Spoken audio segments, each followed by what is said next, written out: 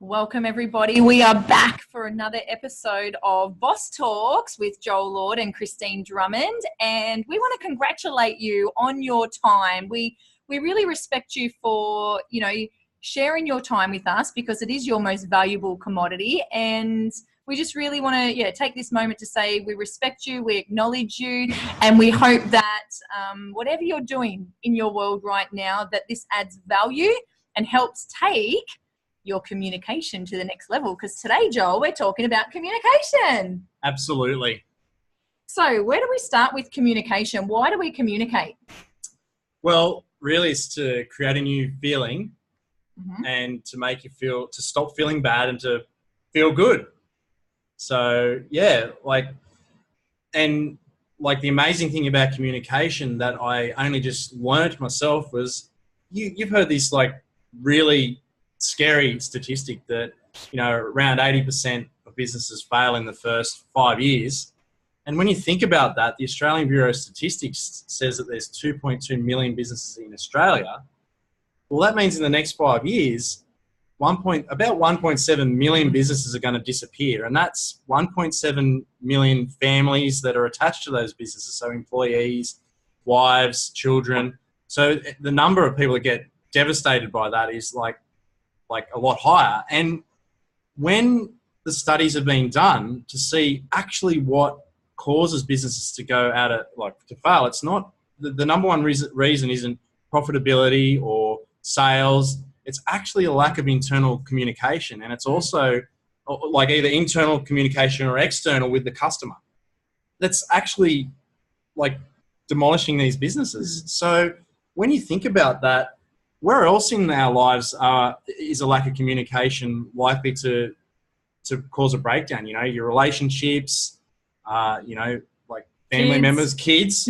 If you can't effectively communicate, and I guess for me, communication is a way of being able to influence people to be on the right path. What do you think?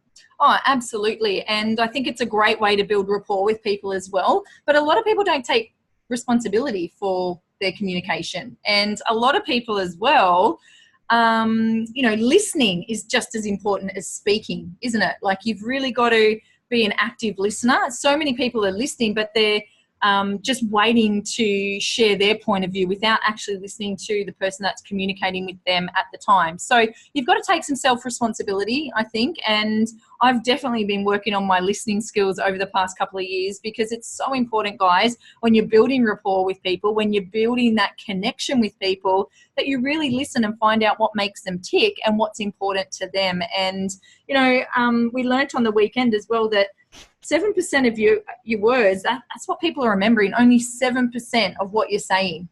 That's crazy to me as a speaker, as a coach, as someone who trains people, to know that only 7% of what I'm saying is going to stick with them. It's just crazy, isn't it? 38% is voice quality, so how you say it, your volume, your pace, your tone.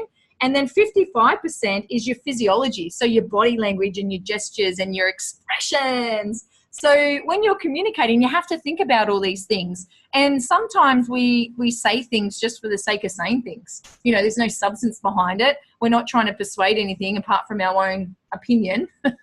So you really do have to think about, well, why am I saying this? Is it just to be liked? Or is it to actually get a point across that you think is going to be of value to the other person that's receiving it? And when it comes to relationships, something that my partner Tom and I get involved with is what we call radical communication. We give ourselves permission to have radical communication about certain topics. I know the topic of finances is one that, really places a lot of strain on couples. But why not make it fun when you're talking about finances? Why not have a glass of wine and a beer and then start the discussion? Or, have a financial date night kind of thing so that you can really dig into, what your goals are around your finances. And then when it comes to your kids communicate differently. So you really want to know what kind of communication style your child has. I know with my daughter Summer, who's 6, I can't yell from one room to another and expect her to take in what I'm saying. She actually needs me to be down on my knee to her height and in her face and telling her what she needs to know. Otherwise, it just goes through one ear and out the other. So find out what communication style your kids have, and don't always come from this level if they're down here. Like, get down on their level, eye to eye, and let them know that what they're saying is, like, you're registering. They're being heard. Let them know, I've heard you, I understand, you know, and repeat back what they're saying to you so that they can really feel that you are communicating on the same level as them. Yeah, well, on the weekend, we went down and we learnt how to effectively communicate better from the stage and one-to-one. And it was with a gentleman from Destiny Training, whose name is Scott DeMoulin.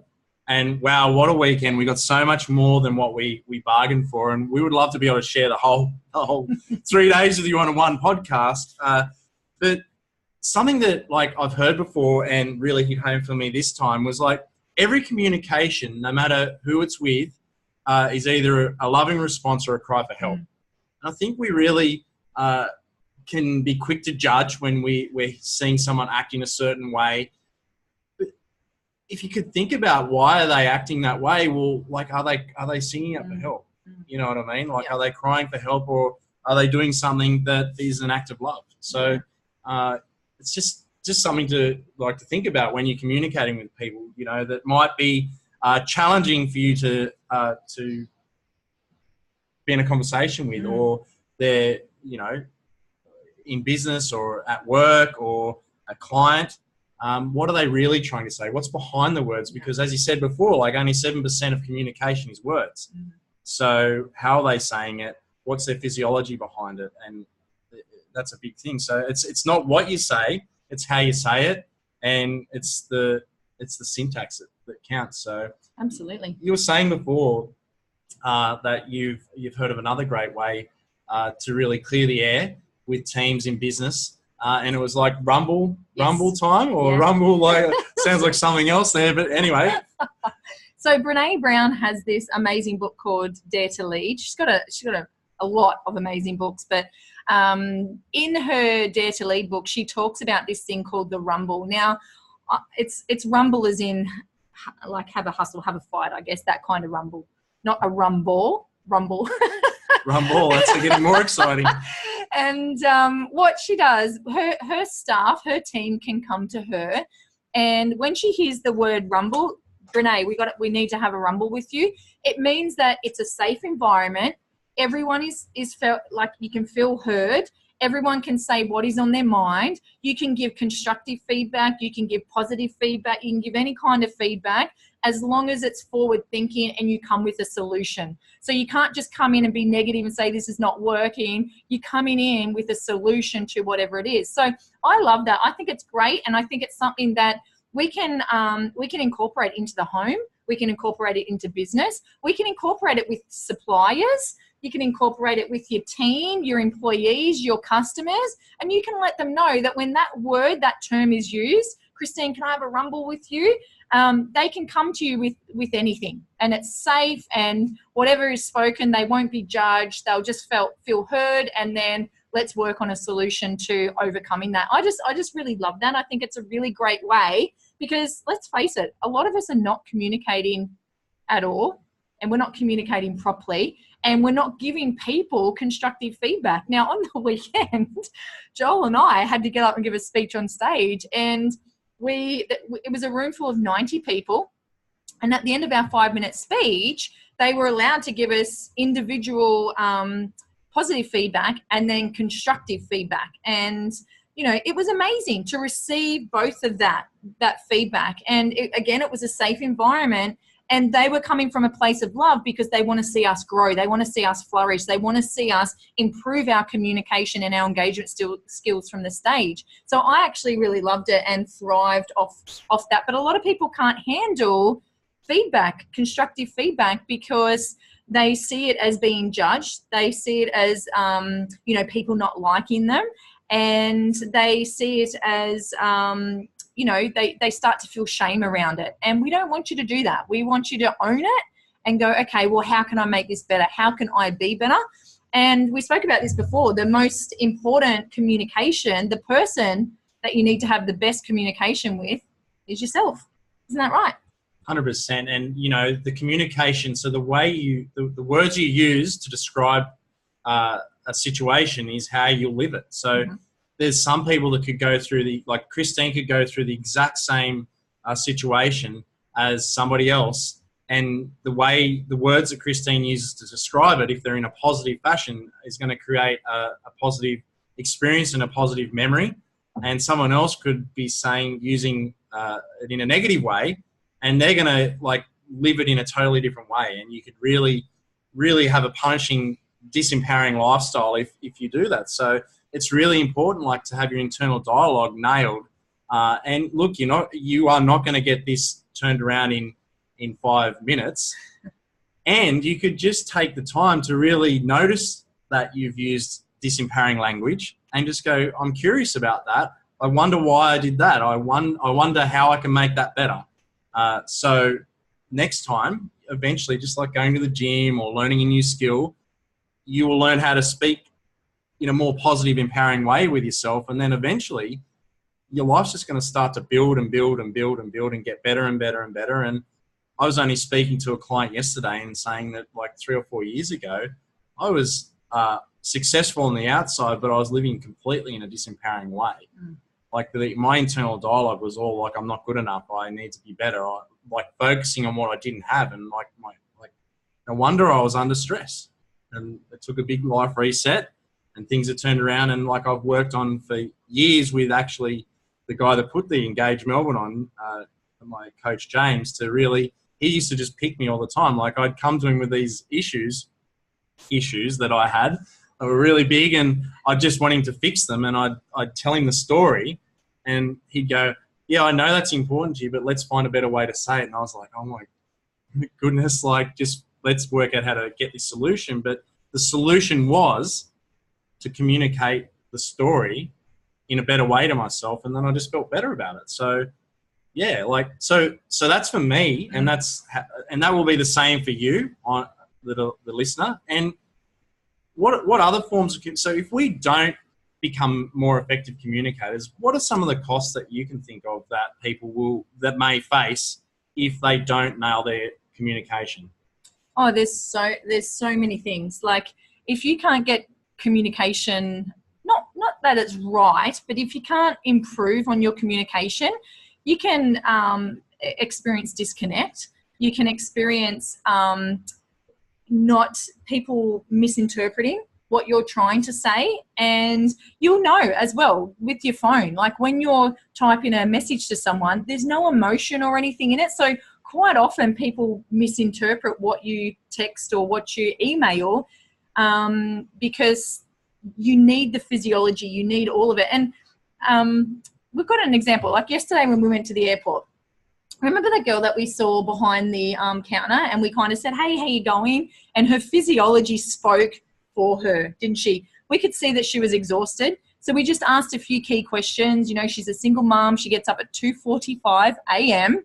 every morning to drive to work to the Melbourne airport to work in one of these cafes. And she just looked like a tired, stressed mum. And her communication with us through her body was speaking so loud and so clear that we quickly asked a few questions and made her feel better by the time she left our presence. So like that's a type of communication. So through that. Now, I'm learning new communication styles through my dad at the moment. My dad has dementia, and he can no longer communicate properly back with us. So I tell him a lot of stories. I tell him what's going on. I tell him, all these things, and he'll try and communicate back, but he can't say what he wants to say. So someone recently told me, who's also going through the same thing, what they did was they taught their dad 2 letters, and I think it was E and R. I don't know why they were the 2 letters. I think that's right. So when he wanted to communicate, all he spoke was E-R, E-R-R-R, E-R, E-R, and that's all he said. And he was having a great old conversation, and it was his way of communicating. And even though they couldn't understand what he was saying, he still felt heard, he still felt valued, and he still had his dignity, because he was saying 2 letters, but everyone else was reacting as if he was having a conversation with them. So there's just so many things. If you can't get your communication right, especially with yourself, and Joel and I are very similar. We don't do negativity. So we're very positive speakers to ourselves, to our families, to our team, to our community. And if someone does come to us with negativity, we're very quick to pick them up on it and get them to flip it up. We're very good at that. Yeah, policeman, the negativity police, Sergeant Kristine, comes out and moves them along. So yeah, it is like that. And think about like the ramifications of not being able to communicate what you are feeling, what you're needing, or even being able to influence your intimate relationship. You know, there's so many marriages that break up through lack of communication. There's like your kids, you need to be able to influence them to keep them on the straight and narrow. You know, kids will get into the wrong crowd, and you need to be able to effectively communicate that they need to be like behaving in the way that you want, like whether they're 5 or they're, you know, in a way that's empowering for them, that's great for their growth. You know, no one wants to see their kids end up on drugs, and that can happen like enough regardless. And if you can effectively communicate throughout their life that, you know, that you love them and that you're supporting them and everything like that, well, then they're not going to feel alone, because there's a disconnect with particularly young boys growing up, and there's scary statistics behind that too. Like, and I just wonder how many could be prevented if people could be more amazing at sharing, both on both sides, sharing that it's okay that no matter what, they're loved and they're not alone, and also them learning how to effectively communicate how they're feeling and feeling confident that their call for help's being heard. So like that's a big one for me, like with children and my kids. I'd love to be able to make sure that I can do the best I can and not leave anything to chance that, you know, that I can have any influence over. I think that's a really good point too, mate, because if you're listening to this, think back to your parents' parenting styles. My parents were chalk and cheese. You know, my mum had a very strict parenting style. My dad was quite laid back. My mum was quite judgmental. My dad was kind of my confidant. So, you know, I always felt heard when I went to dad, and I felt like I could tell him anything. Whereas if I went to mum, you know, my mum is a very wise lady. She thinks she's probably the wisest person on the planet. She's always quick to give advice. But she also judged me on some of the mistakes that I made. And even though her intentions were good and she was coming from that place of love, it didn't feel like it at the time, you know. So as a parent moving forward, I want my kids to be able to come to me about anything. You know, if they feel like they're getting in trouble, if they feel like they've been wronged, if they feel like they've made a mistake and they're not sure how to remedy it. Like I'd love them to be able to come to me where I don't judge them, where I'm not necessarily trying to be their friend, but I want to be an ear. I want to be someone that can maybe offer a few different options and then put the responsibility back on them to go and, you know, solve the situation themselves. So, you know, as a parent, as a conscious parent, and this whole positive parenting thing, I think you can really, you know, make a difference in your child's life by just being an open listener and making them feel heard and not judged. And to be honest, guys, are you allowed to swear on this podcast? I guess you can. I've been told that you can't fuck up your kids. Okay, so please don't beat yourself up around something that you've said, or I'm quite hot-headed. So I have kicked things and thrown things in the past, and it doesn't make me proud of what I've done, and I've learned from those reactions, and I've been able to grow and go, you know what, that wasn't probably the right thing to do. I don't go back in and I don't apologize to my kids for behaving that way, because then that would like make them right and you wrong and that kind of thing, and you don't want the right and wrong to come into it. But what you do want is that open communication to say, you know what, mummy probably shouldn't have acted like that, or I probably shouldn't have said that, but this is why, this is how I was feeling, and really get down to the crux of it. And I think if you do that, guys, you're going to have richer relationships, not just with your kids, but with yourself, you know, and that's what we want. And when we lead ourselves first, that's when we can lead others, lead a community, you know, lead the world. So it all starts with you.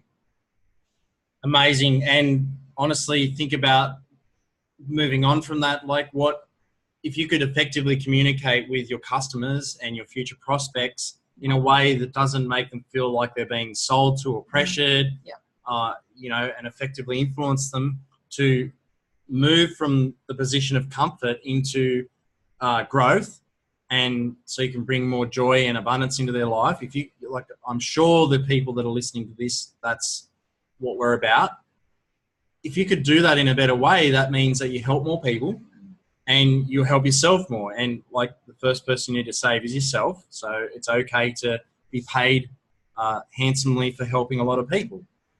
So like, honestly, the quick way is like, meet people where they're at, you know, take inventory of their words, their voice qualities and physiology, and give them the respect they deserve by communicating in a similar manner. Just as you would if you were talking to someone from another country. You would like do your best to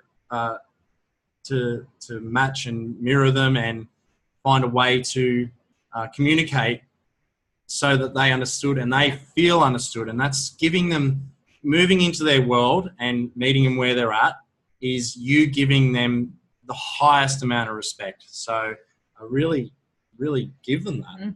And any conversation where you don't leave them, you know, have the goal, like where any conversation, your goal is to leave them better than they were before the conversation. What did Scott say on the weekend? Like, if saying something isn't going to improve upon the silence, you probably shouldn't be talking. Exactly. I love that, and we want to give you a few tips, a few strategies to help improve your communication. And the first thing is, you want to build a foundation of trust, guys. You really want to build rapport, have that connection. You know, that commonality, I guess, is what helps build rapport. So if you're in business, like, how are you going to connect with people, and what sort of culture are you going to create as well, you know, around communication? Trust your word. You want people to be able to trust your word. If you say you're going to do something, make sure you stay true to your word, because the quickest way to lose trust is by not doing what you say. So that comes down to customers and suppliers and team and your family as well. And in regards to your family, get them involved on your business goals and things like that as well. Get them communicating. What do they want? What are you going to work together as a family? Encourage communication in all aspects of your life.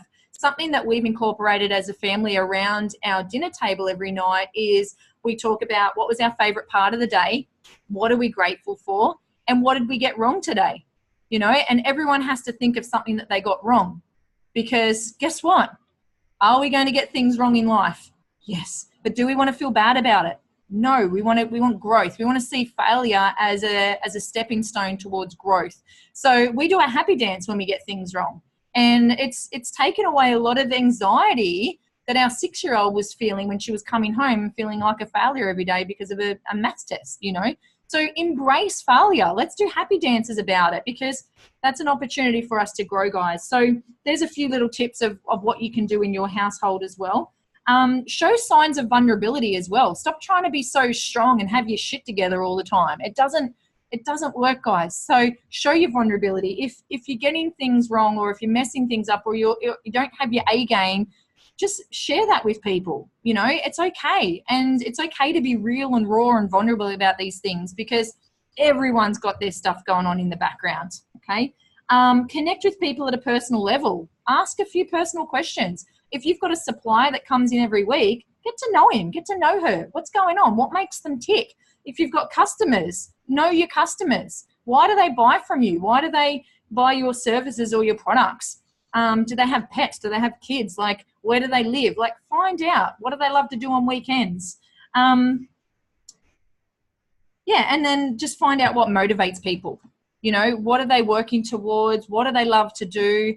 And you will find that just by communicating at a different level, at a higher level, you'll have so many more, you'll attract so many more better relationships, you know, all around. But some tips around how to communicate with yourself, guys. Every morning I am constantly doing my I am statements and my affirmations. That's a great way to communicate with yourself. You know, telling yourself I'm an awesome leader, I'm an awesome mom, I'm bold, I'm courageous, I'm fun, I'm funny. Tell myself that all the time. I'm strong, I'm fit, I'm healthy, you know, all these things. Like, what are you saying to yourself every day? Incorporate these into your daily rituals, and you'll be surprised by how it sets you up for the rest of your day. You know, doing positive self-talk, positive affirmations, or even just, you know, reading a few things like this that we've got on the back wall, just puts you in a different state. So there's a few tips for you on how to, you know, improve your communication skills. Amazing. So, as I said before, we would love to be able to go into everything we do on this podcast and share all our knowledge. And for those of you that have found this valuable and want to learn more and continue the journey, we would like to share with you that we have created a group where we can continue the dialogue. And if that is something that interests you, feel free to reach out wherever you're listening to this, and or find us on Facebook. Send us a friend request, send us a message, and just say, hey, I heard you on Boss Talks. I'd like to learn more about the group that you're doing, where we're going to give even more value and continue the conversation there. And you'll have access to Kristine and I. And if you want to learn even more, we have a gift for the listeners today. We do have a gift. Everyone loves a gift, don't they? We do have a gift. And it's maybe not the gift of podcasting yet, but the gift is, if you would like to, we'd like to gift you 30 minutes of our time. We're both coaches. We help people get results.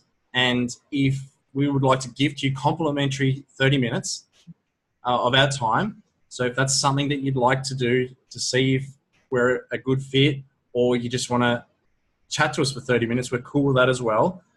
And yeah, to see if you want to continue the journey with us. If you found this valuable, we would be honored if you would share it, because the word needs to get out. People need to be able to effectively communicate. People need to hear this stuff. There's so much programming, and believe me, the news, the newspapers, they're using this stuff most of the time against you. So you really, once you become aware of this communication and this communication styles and how it's used, you'll be able to decide for yourself how you want to be influenced. Yep. So guys, if that is you, please reach out and we'll be in contact. So any last words? I don't think I've got any last words today. I'm speechless. That is now recorded, and we've definitely got a one-time thing. So mark this on the calendar that Kristine was speechless. So wherever you are, whatever you're doing, I hope you're having a most outstanding day. Thanks, guys. Oh, I'm not supposed to say guys. Thanks, everyone.